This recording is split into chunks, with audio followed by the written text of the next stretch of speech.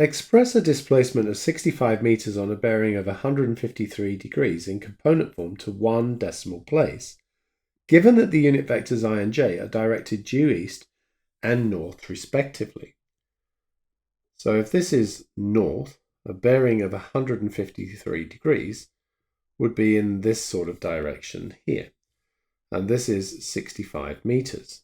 So what we want to do is find the length of the other two sides of that triangle.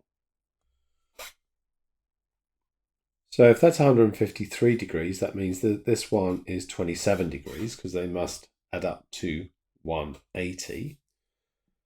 So for this side over here, which is the opposite, we're going to do 65 multiplied by sine 27.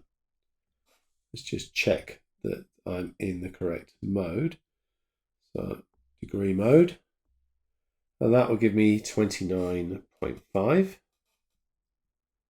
Just check the rounding on that. Yeah, 29.5 to one decimal place. And then the other one will be the cosine. So 65 times cos 27, 57.9. So as a vector, that is going to be, the horizontal will be 29.5, and that will be positive because it is towards the east, but the 57.9 will be negative because that is towards the south. We now want to express the velocity 41 negative 73 meters per second as a linear combination of velocities negative 2, 4 and 3, negative 5. In other words, what we want is, let's say, m times negative 2, 4 plus n times 3, negative 5 to be equal to 41, negative 73. That means that negative 2m plus 3n is equal to 41, and 4m minus 5n is equal to negative 73. And this is the calculator paper, so I am just going to go straight to the keyboard and get out the simultaneous equation solver. And I'll do negative 2x plus 3y is equal to 41. And then I will do 4x minus 5y is equal to negative 73. And I'll tell it that I'm solving for x and y. And I get x is negative 7, so that's the m is negative 7. And n is 9.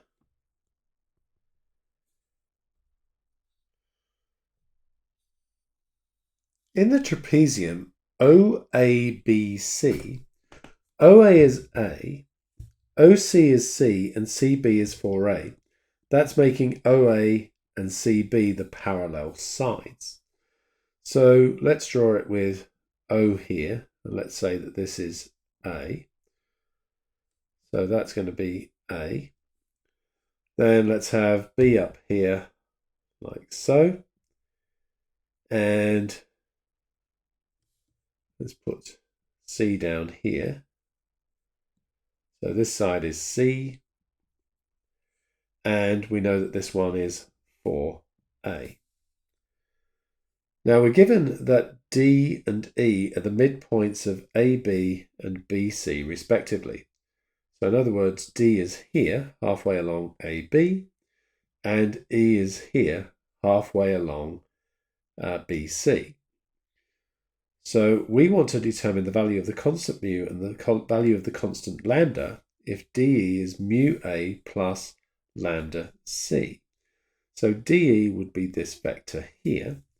And I'm going to start by stating that DE would be equal to DB plus BE.